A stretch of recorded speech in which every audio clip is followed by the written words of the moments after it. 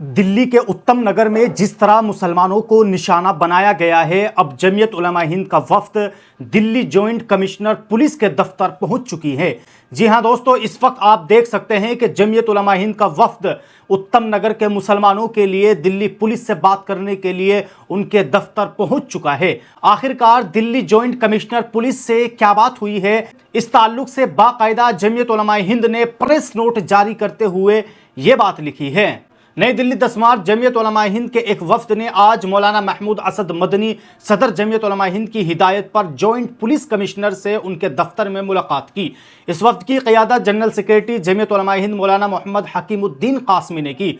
वफ्द ने उत्तम नगर के जे कॉलोनी में 26 साला तरुण कुमार की मौत के बाद पैदाशुदा कशीदा सूरत हाल और बढ़ती हुई फिरका वाराना इश्तियाल अंगेजी पर गहरी तशवीश का इजहार करते हुए फौरी और मौसर कार्रवाई का मुतालबा किया है।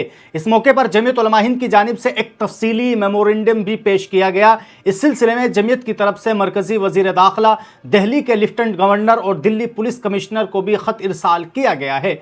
वफ्द ने पुलिस हुक्काम को बताया कि वाक़े के बाद इलाके के मुसलमान शदीद खौफ और बेचैनी में मुब्तला है।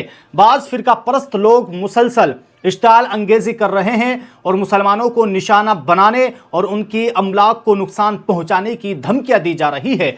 सोशल मीडिया पर भी नफरत अंगेज वीडियोस और इश्तियाल अंगेज नारों के जरिए एक पूरी कम्युनिटी को बर्बाद करने की धमकी दी जा रही है। इस मुल्क की बदकिस्मती है कि इस राजधानी में ऐसे लोग हैं कि जो एक फिरके के लोग को, एक मजहब के लोग को खुलेआम धमकी दे रहे हैं, वो भी उनको खुलेआम कत्ल करने की। और इस तरह के नफरती चिंटुओं को किसी कार्रवाई या कानून का कोई खौफ नहीं है। जमीयत उलमा हिंद ने अपने मेमोरेंडम में कहा है कि तरुण कुमार की मौत का वाकया इंतहाई अफसोसनाक है और जमीयत उलमा हिंद अहले खाना से दिली हमदर्दी का इजहार करती है, लेकिन मुकम्मल सूरत हाल का सामने आना बेहद ज़रूरी है। इसलिए पूरे मामले की गैर जानिबदाराना और शफाफ तहकीकात ज़रूर की जाए। मेमोरेंडम में यह भी कहा गया है कि मकामी लोगों के मुताबिक ये वाकया दो फरीकों के दरमियान झगड़े का नतीजा है, ताहम बाज़ लोगों ने इसे फिरका वाराना रंग देकर माहौल ख़राब करने की कोशिश की है।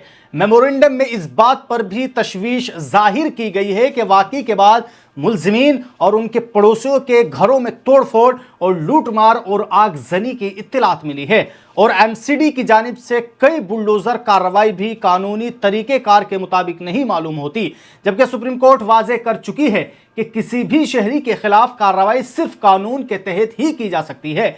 जमीयत उलमा हिंद ने इस मौके पर हुकूमत और पुलिस इंतजामिया के सामने यह मुतालबात पेश किए हैं कि फिरका वाराना नफरत फैलाने और तशद्दुद पर उकसाने वाले अफराद के खिलाफ सख्त कानूनी कार्रवाई की जाए और सोशल मीडिया पर फैलाई जा रही इश्तियाल अंगेजी पर फौरी रोक लगाई जाए। जे कॉलोनी और अतराफ के इलाकों में अमन व अमान बरकरार रखने के लिए मौसर सिक्योरिटी इंतजाम किए जाए। वाक़े बाद होने वाली तोड़फोड़, लूटमार और आगजनी के वाक़यात की गैर जानिबदाराना तहकीकात करके जिम्मेदार अफराद के खिलाफ कार्रवाई की जाए। नीज़ रमज़ानुल मुबारक और ईद उल फित्र के पेश नज़र मुसलमानों को बाजार खोलने, मसाजिद में नमाज अदा करने, ईदगाह में नमाज अदा करने के लिए मुकम्मल तहफ़्फ़ुज़ ज़रूर फराहम किया जाए। जॉइंट कमिश्नर पुलिस ने वफ्द को यकीन दिलाया कि इलाके में अमन अमान बरकरार रखने के लिए ज़रूरी इक़दाम किए जा रहे हैं और नफ़रत व अफवाहें फैलाने वाले लोगों के खिलाफ कार्रवाई की जाएगी।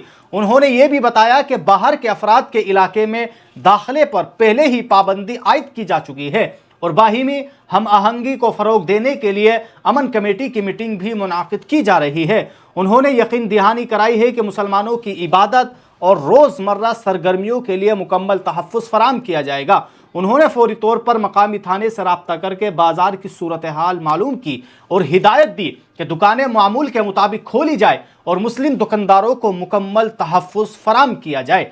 दोस्तों, ये था जमीयत उलमा हिंद का वो लेटर पैड और प्रेस नोट के जिसमें उन्होंने साफ तौर पर बताया कि जो कुछ हमारी दिल्ली पुलिस से बात हुई उत्तम नगर के मुसलमानों को लेकर या उत्तम नगर के इलाके को लेकर, लेकिन वहीं अब उत्तम नगर के कुछ ऐसे खुलासे हो रहे हैं कि वहां के मकामी लोगों ने बाकायदा सोशल मीडिया पर आकर कुछ ऐसे खुलासे किए हैं कि जिन्हें हर एक भारतीय को ज़रूर सुनना चाहिए, ताकि ये जो नफरत की आग भड़काई जा रही है और हिंदू इस पूरे मामले में हिंदू मुसलमान करने की कोशिश की जा रही है, शायद इन बातों को सुनकर ये आग ठंडी पड़ जाए और हमारे मुल्क का अमन अमान खराब होने से बच जाए। सुनिए कि आखिरकार मकामी लोगों ने ऐसे क्या खुलासे किए हैं। ये अपनी गाड़ियां लगा देते हैं, ये जबरदस्ती कि मैं भी तेरी पड़ोसी हूँ, मैं भी अपनी गाड़ी लगाऊं।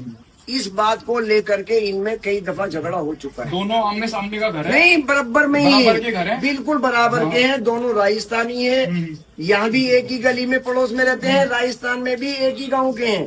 धर्म दोनों के अलग अलग है। यहाँ पे भी गांव, यहाँ पे भी एक ही जगह रहते हैं, राजस्थान से भी एक ही गांव है, बस धर्म अलग है।